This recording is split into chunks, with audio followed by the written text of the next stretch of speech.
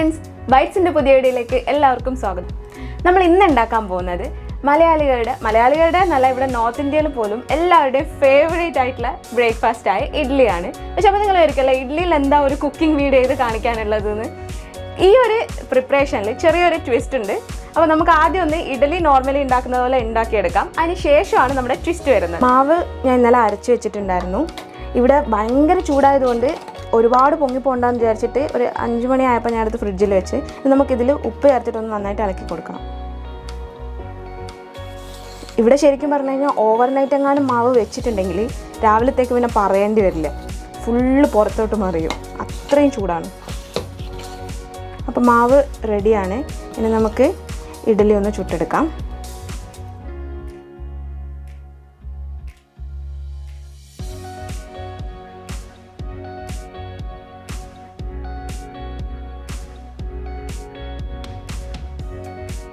അപ്പോൾ ഇഡ്ഡലി റെഡി ആകുമ്പോഴത്തേക്ക് നമുക്ക് സാമ്പാറൊന്നും ഉണ്ടാക്കിയെടുക്കാം. സാമ്പാറിനുള്ള കഷ്ണമൊക്കെ ഞാൻ വേവിച്ച് വെച്ചിട്ടുണ്ട്.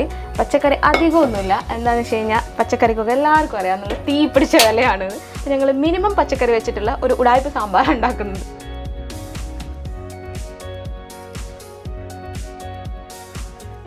അപ്പോൾ നമ്മൾ വെണ്ടയ്ക്കയും സവാളയും കുറച്ച് വെളുത്തുള്ളിയും കൂടെ ഒന്ന് വഴറ്റിയെടുക്കുന്നുണ്ട്. ബാക്കി കഷ്ണമൊക്കെ ഞാൻ പറഞ്ഞല്ലോ, ഓൾറെഡി ഞാൻ വേവിച്ച് വെച്ചിട്ടുണ്ട്. പരിപ്പും കൂടെ തന്നെയാണ് വേവിച്ചത്. ചില ആൾക്കാർ പരിപ്പ് വേറെ വേവിക്കും, കഷ്ണം വേറെ വേവിക്കും. പക്ഷെ എന്നെ പോലെയുള്ള മടിയന്മാർ പരിപ്പും കഷ്ണവും ഒരുമിച്ച് കുക്കറിലിട്ട് വേവിക്കും. വെണ്ടയ്ക്കും സവാളയ്ക്കും വെളുത്തുള്ളിക്കൊക്കെ ആവശ്യത്തിന് വേണ്ടി കുറച്ച് ഉപ്പ് ചേർത്ത് കൊടുക്കുന്നുണ്ട്. ഇഡ്ഡലി ആയിട്ടുണ്ടെന്ന് തോന്നുന്നു, നമുക്കൊന്ന് നോക്കാം. ഇഡ്ഡലി പിന്നെ എടുത്ത പാടെ നമ്മൾ ഈ ഫ്രെയിമിൽ നിന്ന് ഇങ്ങോട്ട് എടുക്കരുത്. എന്ന് വെച്ച് കഴിഞ്ഞാൽ അപ്പോൾ വല്ലാതെ അത് പറ്റി പിടിക്കും. ഒന്ന് തണുത്തിട്ട് എടുക്കണം. അപ്പോൾ നമുക്കിപ്പോൾ ഒന്ന് ഇഡ്ഡലി മാറ്റി വെച്ചിട്ട് ഒന്ന് തണുക്കാൻ വേണ്ടി വെയിറ്റ് ചെയ്യാം. വെണ്ടക്ക ഏകദേശം കുക്കായിട്ടുണ്ട്, പക്ഷെ ഒന്നും കൂടെ കുക്കാവണം. അപ്പോൾ ആ ഒരു ഗ്യാപ്പിൽ നമുക്കൊരു ചമ്മന്തി ഉണ്ടാക്കാം. ചട്നി ഉണ്ടാക്കാൻ വേണ്ടിയിട്ട് ഇവിടെ ഞാൻ പാൻ വെച്ചിട്ട് അതിൽ ഓയിൽ ഒഴിച്ചിട്ടുണ്ട്. നമുക്ക് കുറച്ച് വറ്റൽമുളക് ഇട്ട് കൊടുക്കാം, പിന്നെ കുറച്ച് കറിവേപ്പില. ഇനി ഒരു എത്രയുണ്ടെന്നാണ്, ഒരു 5 അല്ലി വെളുത്തുള്ളിയും ഒരു 3-4 കഷ്ണം ഇഞ്ചിയും കൂടെ ചേർത്ത് കൊടുക്കണം. ഇത് കട്ട് ചെയ്യേണ്ട ആവശ്യമൊന്നുമില്ല, നമ്മളിത് മിക്സിയിലിട്ട് അരച്ചെടുക്കുന്നതല്ലേ, അങ്ങനെ ഇട്ട് കൊടുത്താൽ മതി.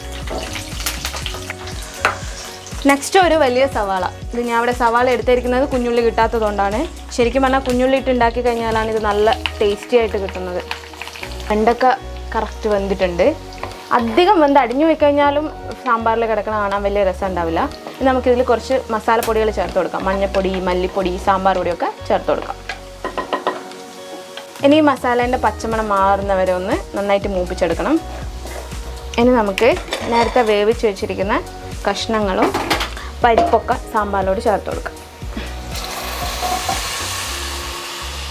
അപ്പോൾ നമ്മുടെ കഷ്ണം കൂടെ ആഡ് ചെയ്തിട്ട് നമുക്കിതൊന്ന് തിളക്കാൻ വേണ്ടി വെയിറ്റ് ചെയ്യണം.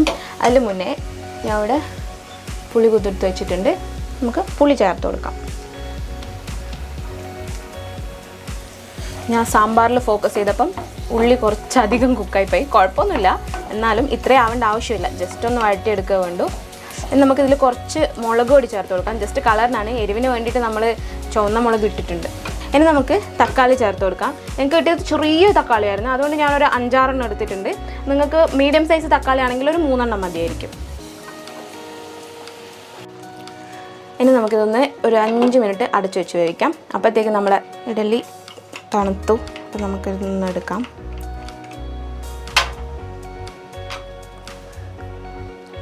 ശരിക്കും പറഞ്ഞാൽ എല്ലാം ഞാൻ ഉണ്ടാക്കുന്ന അത്രയും സോഫ്റ്റ് ആയിട്ടില്ല, കുറച്ചൊരു ഇതുണ്ട്. എന്നാലും സോഫ്റ്റാണ്, പക്ഷെ ഇതിലും സോഫ്റ്റ് ആവാറുണ്ട്, അതുകൊണ്ട് പറയാം.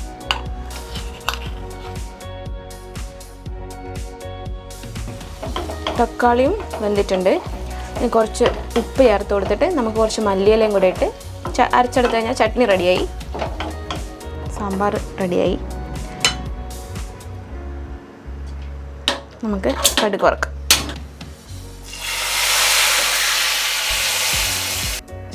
ഇനിയാണ് നമ്മുടെ ഇഡ്ഡലിക്കൊരു മേക്ക് ഓവർ കൊടുക്കുന്നത്. ശരിക്കും പറഞ്ഞാൽ സംഭവം അടിപൊളിയാണ് കേട്ടോ. ഒരു ഈ സാമ്പാറോ ചട്നീൻ്റെ ഒന്നും ആവശ്യമില്ല. ഇത് വെറുതെ കുട്ടികൾക്ക് ടിഫിനൊക്കെ കൊടുത്തു വിടാൻ വേണ്ടിയിട്ട് ഇത് നല്ലൊരു ഐറ്റമാണ്. വെറുതെ ഇഡ്ഡലി മാത്രം ഉണ്ടാക്കിയിട്ട് ഇതുപോലെ ചെയ്ത് കഴിഞ്ഞ് കഴിഞ്ഞാൽ വേറെ ഒന്നിൻ്റെ ആവശ്യമില്ല, അടിപൊളിയായിട്ട് കഴിക്കാം.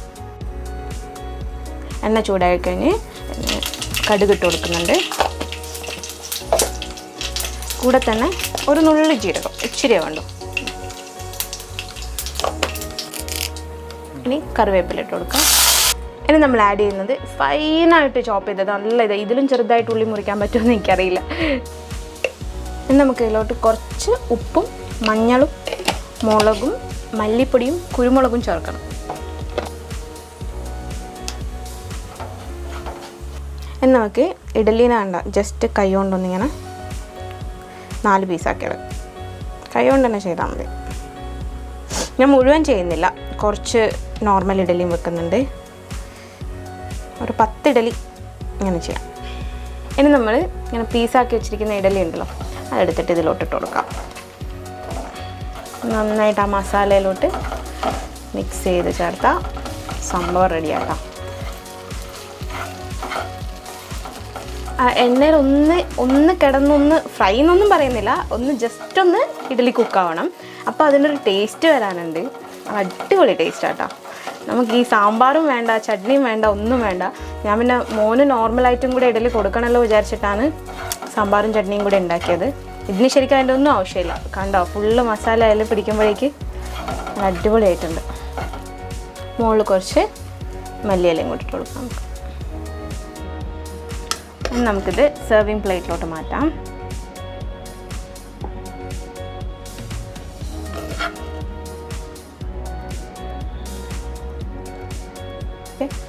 അങ്ങനെ നമ്മുടെ സ്പെഷ്യൽ ഇഡ്ഡലി ഇവിടെ റെഡിയാണ്. അപ്പോൾ ഞാൻ ഒന്ന് ടേസ്റ്റ് ചെയ്ത് നോക്കട്ടെ. ഇനി വേണമെങ്കിൽ നമുക്ക് ഇഡ്ഡലി ഉപ്മാന്ന് വിളിക്കാം അല്ലേ. നമ്മൾ പുട്ടൊക്കെ ഇങ്ങനെ ചെയ്യുമ്പം പുട്ടുപ്മാവ് എന്നൊക്കെയല്ലേ പറയാറ്. അപ്പോൾ നമുക്ക് ഇതിനെ വേണേൽ ഇഡ്ഡലി ഉപ്മാന്ന് വിളിക്കാം. ആ മസാലയും കറിവേപ്പിലയും ഒക്കെ ചേർത്തിട്ടൊരു ലവ്ലി ബൈറ്റ്. നല്ല ടേസ്റ്റിയായ സാധനമാണ്. നമ്മളെ ഇഡ്ഡലീൻ്റെ കൂടെ ചെയ്യുന്ന സാമ്പാറും ചട്നിയൊക്കെ കഴിക്കുന്ന അതിൻ്റെ ഒരു ആവശ്യമില്ല. ഇങ്ങനെ ചെയ്ത് കഴിഞ്ഞാൽ അത് മാത്രം മതി. അതിന് എക്സ്ട്രാ ഫിറ്റിങ്സിൻ്റെ ഒന്നും ആവശ്യമില്ല. നല്ല ടേസ്റ്റിയാണ്. കുട്ടികൾക്കൊക്കെ സ്കൂളിൽ പോകുമ്പം ഇങ്ങനെ ചെയ്ത് കൊടുത്തു വിട്ടാൽ പെട്ടെന്ന് പണിയും കഴിയും. നല്ല ടേസ്റ്റിയാണ്. അപ്പോൾ ബൈറ്റ്സിൻ്റെ ഇന്നത്തെ വീഡിയോ ഇവിടെ അവസാനിക്കുകയാണ്. ഞങ്ങളുടെ വീഡിയോ നിങ്ങൾ ആദ്യമായിട്ടാണ് കാണുന്നതെങ്കിൽ പ്ലീസ് ലൈക്ക് ചെയ്യുക, ഷെയർ ചെയ്യുക, സബ്സ്ക്രൈബ് ചെയ്യുക. Thank you so much for watching our videos. Keep supporting us. This is Subi signing off from Bytz. Bye bye.